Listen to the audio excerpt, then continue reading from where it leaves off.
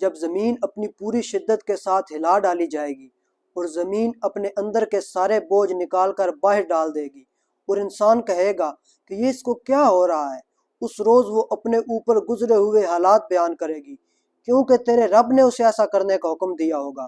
اس روز لوگ متفرق حالت میں پلٹیں گے تاکہ ان کے اعمال ان کو دکھائے جائیں، پھر جس نے ذرہ برابر نیکی کی ہوگی وہ اس کو دیکھ لے گا، اور جس نے ذرہ برابر بدی کی ہوگی وہ اس کو دیکھ لے گا۔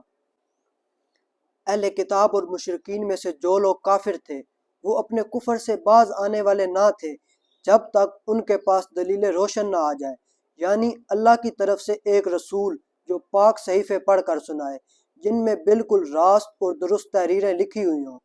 پہلے جن لوگوں کو کتاب دی گئی تھی ان میں تفرقہ برپا نہیں ہوا، مگر اس کے بعد کہ ان کے پاس راہ راست کا بیان واضح آ چکا تھا، اور ان کو اس کے سوا کوئی علم نہیں دیا گیا تھا کہ اللہ کی بندگی کریں اپنے دین کو اس کے لیے خالص کر کے، بلکہ یکسو ہو کر، اور نماز قائم کریں اور زکوٰۃ دیں۔ یہی نہایت صحیح و درست دین ہے۔ اہل کتاب اور مشرکین میں سے جن لوگوں نے کفر کیا ہے وہ یقیناً جہنم کی آگ میں جائیں گے اور ہمیشہ اس میں رہیں گے۔ یہ لوگ بدترین خلائق ہیں، اور جو لوگ ایمان لے آئے اور جنہوں نے نیک عمل کیے وہ یقیناً بہترین خلائق ہیں۔ ان کی جزا ان کے رب کے ہاتھ دائمی قیام کی جنتیں ہیں جن کے نیچے نہریں بہہ رہی ہوں گی، وہ ان میں ہمیشہ ہمیشہ رہیں گے۔ اللہ ان سے راضی ہوا اور وہ اللہ سے راضی ہوئے۔ یہ کچھ ہے اس شخص کے لیے جس نے اپنے رب کا خوف کیا ہو۔